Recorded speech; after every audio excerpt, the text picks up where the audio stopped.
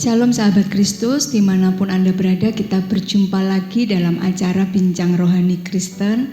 Dan kali ini bersama dengan saya Yuli dan Pak Pendeta Henry. Ya, shalom Pak Daniel, shalom Pak Charles, shalom Pak. Iya. Sahabat Kristus, mari kita akan berdoa terlebih dahulu sebelum kita memulai acara hari ini. Mari kita berdoa.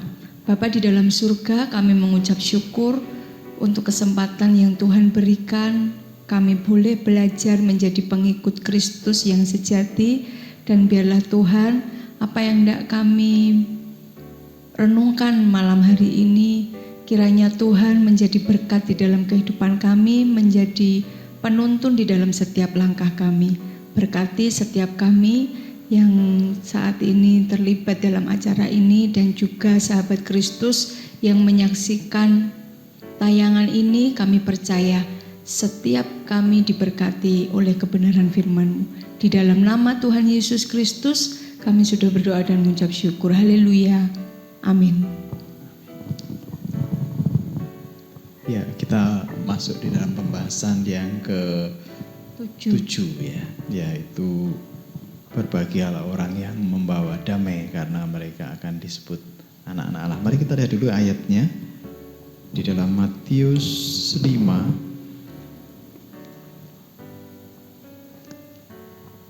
yang 5 ayat 9. Bisa minta tolong Bu Yuli bacakan. Matius 5 ayat yang ke-9, berbahagialah orang yang membawa damai karena mereka akan disebut anak-anak Allah. Ya. Berbahagialah, diberkatilah orang yang membawa damai karena mereka akan disebut anak-anak Allah. Berbicara masalah damai, seringkali itu tanpa sadar kita ucapkan. Sebagai orang Kristen seringkali mengucapkan. Setiap ketemu, setiap WA itu mesti dimulai dengan kata apa? Shalom. Shalom. Ya, shalom. Shalom ini dalam bahasa Ibraninya. Kalau bahasa Yunaninya yaitu Irin.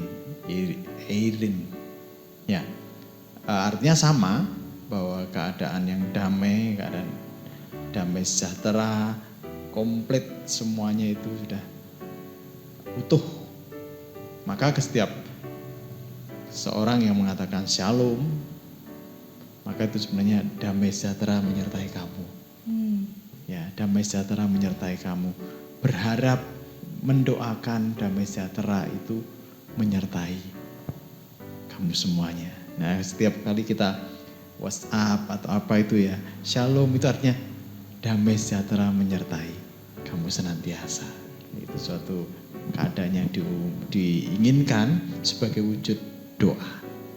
Nah, kata shalom ini itu berarti sebuah keadaan yang utuh, komplit, tidak kekurangan suatu apapun.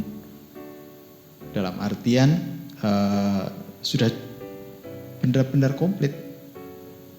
Nah, bagaimana kita bisa mengalami keadaan yang seperti itu sebelum kita menginjak kepada bagaimana kita menjadi seorang pembawa damai. Nah, sebelum kita memasuki fase di mana kita membawa damai, kita harus diperdamaikan dulu. Diperdamaikan dengan siapa?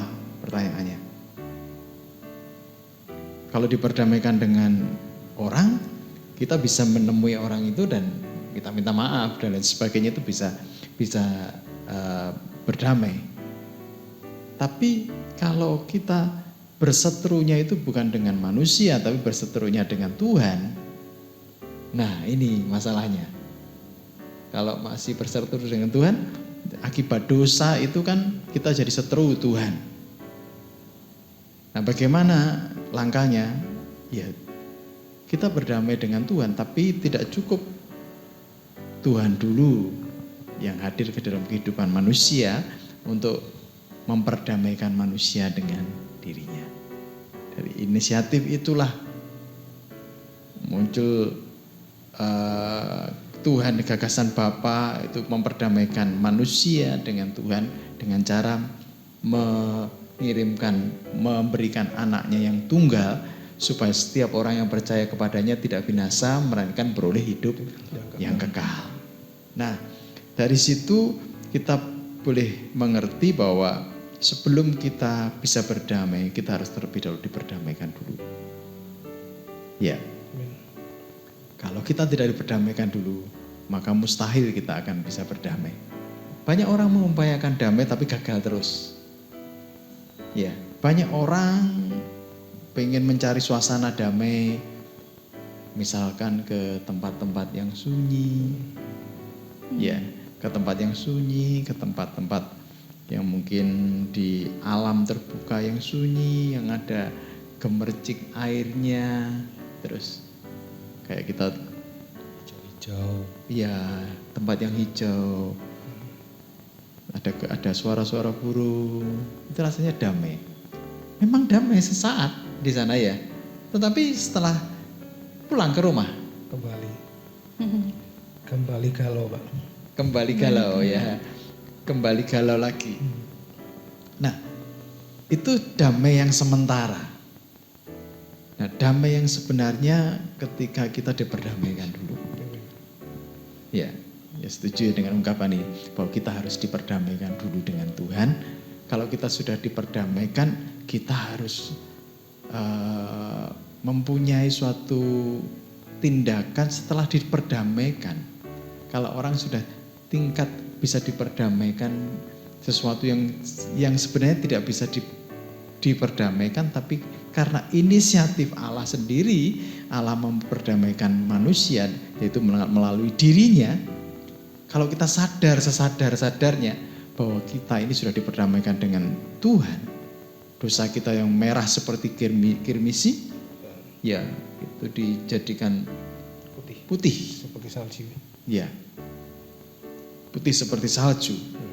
Nah, kalau kita menyadari di titik itu saja, maka kita ini langsung bisa berdamai dengan orang lain. Betul tidak? Tapi ketika orang itu tidak menyadari dirinya diperdamaikan atau tidak menerima pendamaian itu, maka ya ini sudah jadi akar masalahnya bukan dari orang lain tapi dari dirinya sendiri sebenarnya. Ego itu, Pak, yang membuat susah biasanya. Iya, ego itu yang membuat manusia mempertahankan dirinya. Apalagi terutama kalau kita sudah berusaha membawa damai, berusaha baik, tapi responnya itu masih kurang enak, yang nyengit atau mungkin entah perbuatan bahasa tubuhnya atau perkataannya. Padahal kita sudah berusaha menata pikiran, menata perkataan, menata hati, dipersiapkan semuanya, di hati-hati ya, tapi tetap salah. Tetap salah. Tetap responnya itu nggak enak. Padahal orang itu sudah berusaha sudah kayak berdamai, menetralkan gitu. berusaha berdamai.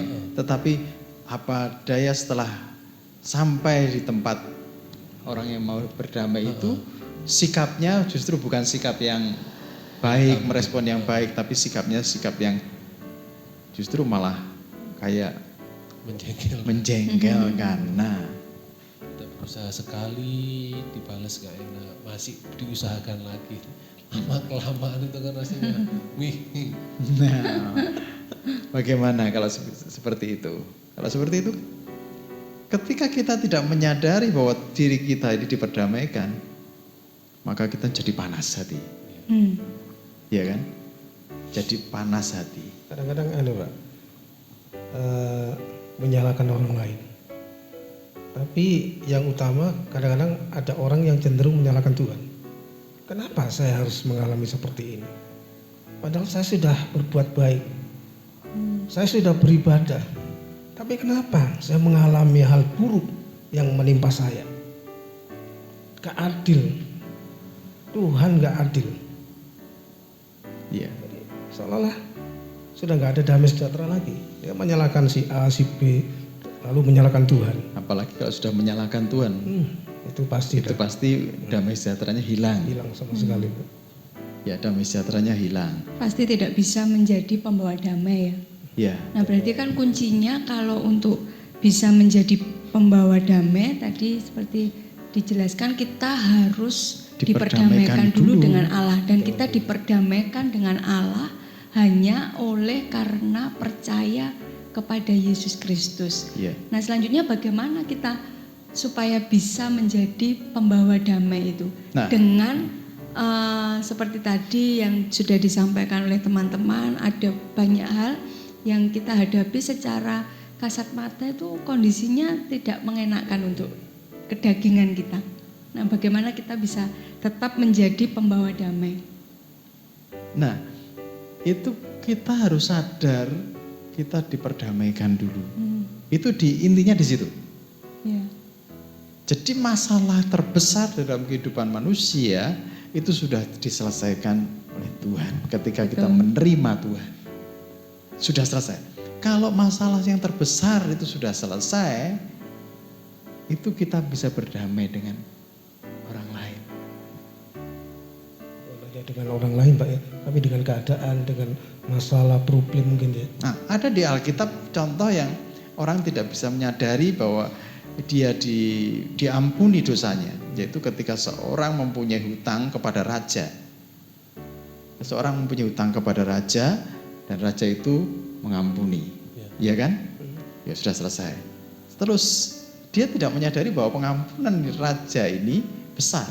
Kemudian dia pulang, dia mendapati orang yang berhutang, wah itu ditekan betul, ketahuanlah oleh pegawai raja, terus dibawa ke kerajaan. Orang seperti ini tidak bisa berdamai karena apa? Dia merasa dirinya yang masalahnya terbesar itu dia tidak merasa bahwa itu anugerah. Padahal hutang dia kepada si raja itu jauh lebih besar besar. Orang yang berhutang kepada dia. Ya. Nah, kalau kita lihat di sini, kita hubungkan ya. Kalau kita tidak bisa melihat pengampunan Tuhan, kita tidak bisa melihat bahwa diri kita diperdamaikan dengan Tuhan, maka kita pun juga tidak bisa mengampuni orang lain. Kalau begitu berarti gini Pak Pendeta, karena kita sudah diperdamaikan dengan Allah, yang pertama kita sadar terlebih dahulu, kemudian berikutnya kita pun seharusnya memiliki watak suka berdamai. Iya. Memiliki watak yang lebih cinta perdamaian daripada pertengkaran begitu. Mudah mengampuni. Mudah mengampuni Karena sadar, termasuk di dalamnya. Sadar bahwa dirinya sudah diampuni. Betul. Nah, ini kalau tidak menyadari, maka kehidupan kita akan menuntut terus orang lain. Ya. Sehingga terjadinya bukan lagi terjadi sesuatu yang damai, tapi tambah kacau. Betul. Sadar dan aktif bertindak kalau menurut saya. Di ucapan bahagia yang ketujuh ini, mulai dari yang keempat atau kelima itu sudah mulai tindakan-tindakan itu aktif semua, bukan pasif. Berarti harus memulai dulu. Setiap orang yang sadar diperdamaikan dengan Tuhan harus memulai dulu berdamai dengan orang lain. Padahal untuk memulai hal yang baru seperti apa yang kata Pak Pendeta tadi, itu sangat sulit sekali Pak. Betul. Tanpa kita menyadari kita diperdamaikan, kita akan sulit. Iya betul. Ada enggak orang yang suka hobinya bertengkar?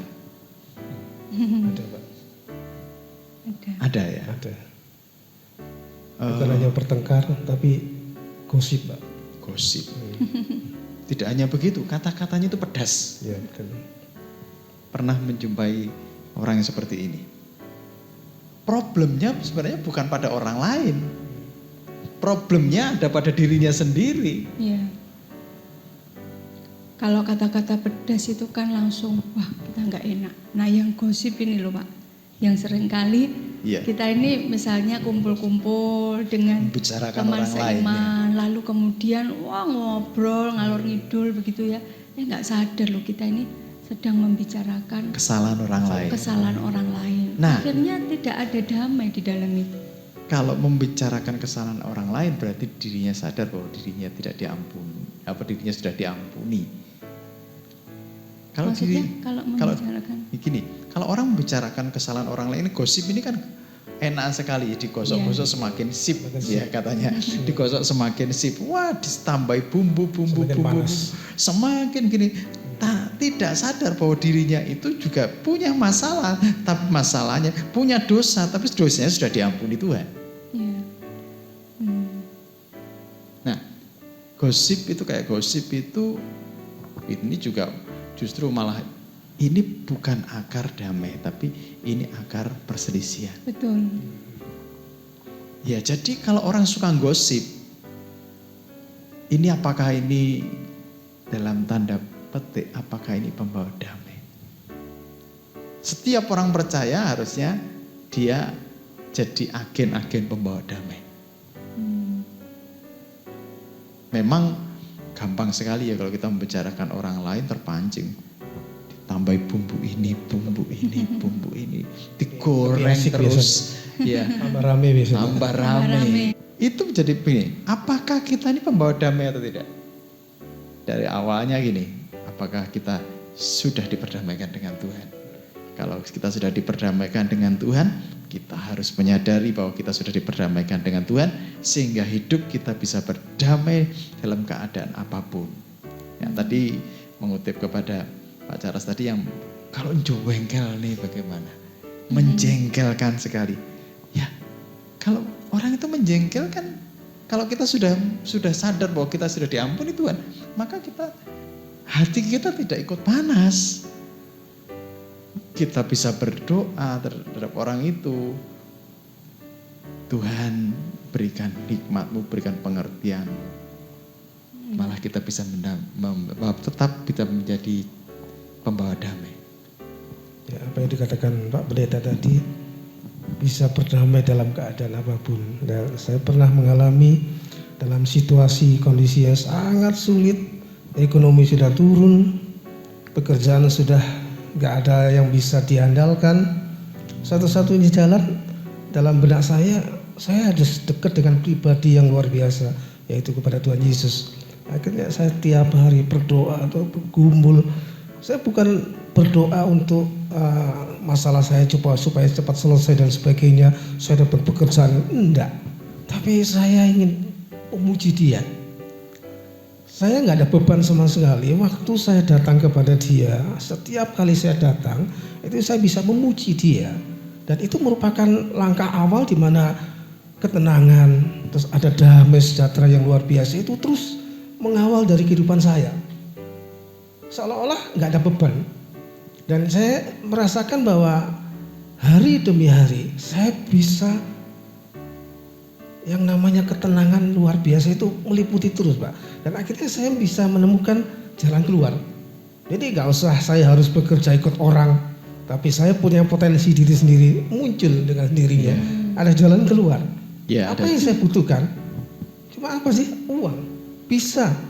Tapi Tuhan nggak langsung jatuhkan dari langit berupa uang, enggak. Tapi solusi hikmat. Jadi ini loh, ini. Iya. Akhirnya saya bisa melewati semuanya. Ketenangan itu bisa membuat seseorang bisa menemukan jalan keluar. Nah, tapi yang di sini ya Pak, di yang ucapan yang ketujuh ini sifatnya aktif. Berbahagialah orang yang membawa damai. Berarti ada hubungannya dengan orang lain. Iya, betul enggak? Ada hubungannya dengan orang lain. Iya. Pembawa damai itu yang bagaimana Pak? Apakah orang yang setiap kali kalau ketemu orang itu yang selalu murah senyum, atau yang kalau diajak ngomong itu ya cuma manut iya, atau orang yang selalu ceria, yang bisa mencairkan suasana, yang mudah bikin joke-joke kayak gokil atau yang gimana? Pembawa damai itu gini.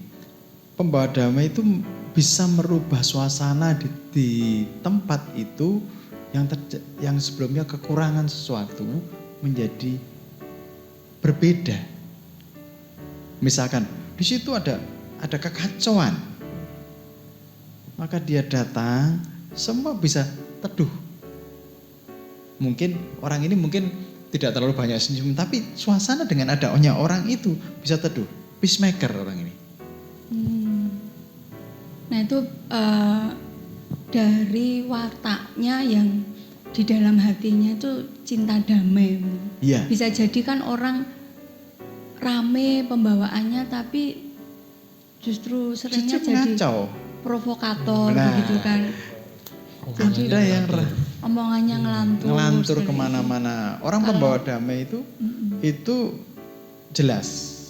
Omongannya jelas. Mengarahnya kemana jelas. Sehingga membuat semuanya bisa jadi berbahagia juga. Yang paling kelihatan itu orang pembawa damai, kalau ada pertengkaran dia yang berinisiatif untuk melakukan pendamaian. Iya. Kalau ada dua orang temannya, maksudnya Bertengkar. bukan dia yang terlibat, dua orang temannya bertengkar, maka pasti dia memiliki rasa keinginan supaya menetralkan, mendamaikan mereka. Ya, itu Itu yang saya pembawa maksud damai. tadi, bahwa yang ketujuh ini sifatnya juga aktif. Jadi tidak menunggu disuruh, tetapi dia langsung bertindak secara aktif. Itu peacemaker.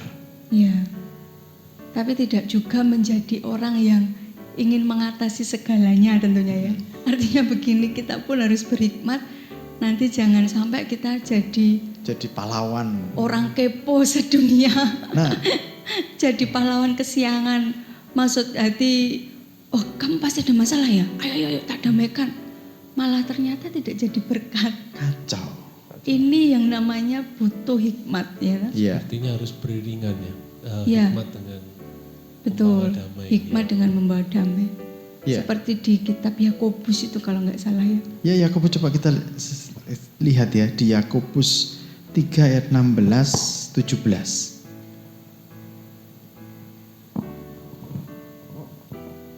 Yakobus 3 ayat 16 dan 17. Saya akan bacakan ya. Sebab di mana ada apa? Iri hati dan mementingkan diri sendiri, di situ ada kekacauan dan segala macam perbuatan jahat. Ayat 17, tetapi hikmat yang dari atas pertama-tama murni. Selanjutnya apa? Pendamai. Pendamai. Loh, ini ada di sini.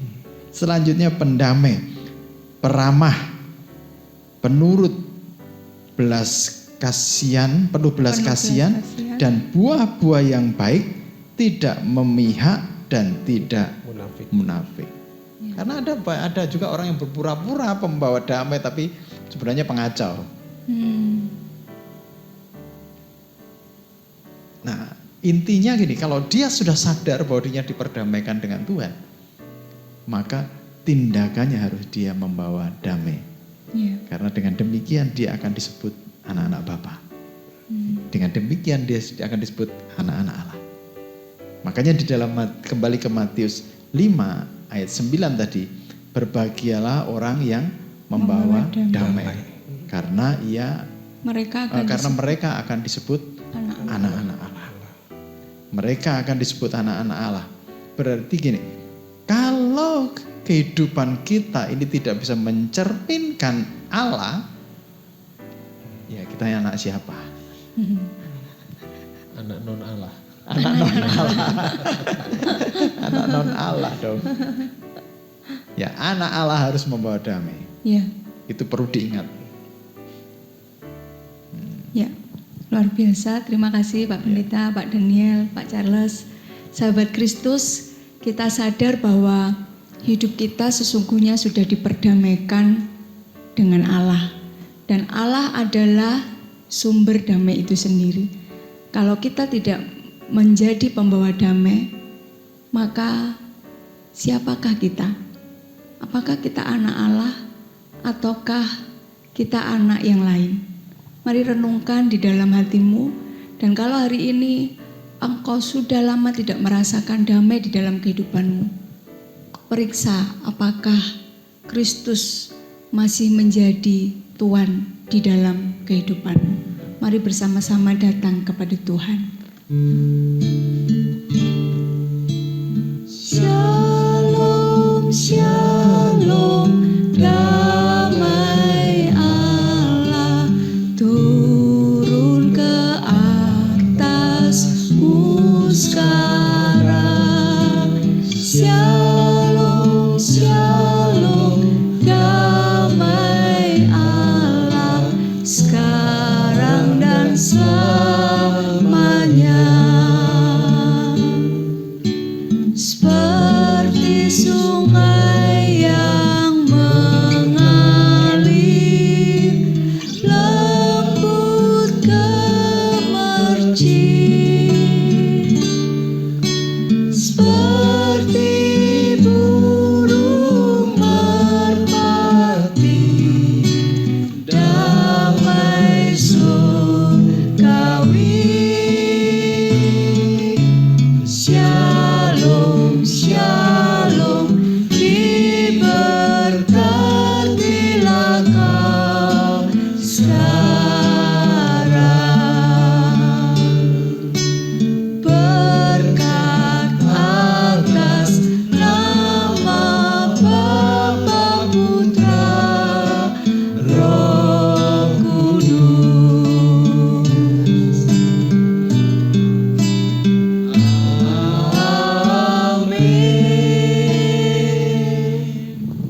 Kami mengucap syukur, terima kasih Tuhan kalau saat ini kami boleh berbincang-bincang bersama-sama. Biarlah kami tidak hanya sekedar berbincang-bincang, tapi kami sadar bahwa diri kami sudah diampuni, diri kami sudah diperdamaikan dengan Tuhan. Dan selanjutnya kami akan hidup berdamai dengan semua orang Tuhan. Kami secara aktif menjadi pembawa damai. Kami percaya Roh Kudus menuntun kami. Dan Tuhan, ketika Tuhan berkata, damai sejahtera ku tinggalkan bagimu, dan Roh Kudus bersama-sama dengan kami, damai sejahtera ada di dalam diri kami, dan kami akan menjadi pembawa damai. Terima kasih Tuhan Yesus, ampuni kami Tuhan kalau kami gagal membawa damai, dan kami akan terus berjuang karena kami sadar bahwa diri kami sudah diampuni. Terima kasih Tuhan Yesus, terima kasih Allahku. Kami serahkan seluruh pemirsa yang melihat dan mendengar siaran ini. Kami percaya damai sejahtera turun atas kehidupannya, dan mereka semua akan menjadi pembawa damai. Di dalam nama Tuhan Yesus Kristus kami berdoa dan mengucap syukur. Haleluya. Amin. Sahabat Kristus, kita akan berjumpa minggu depan dengan tema berbahagialah orang yang dianiaya oleh sebab kebenaran. Tuhan Yesus memberkati. Shalom. Shalom.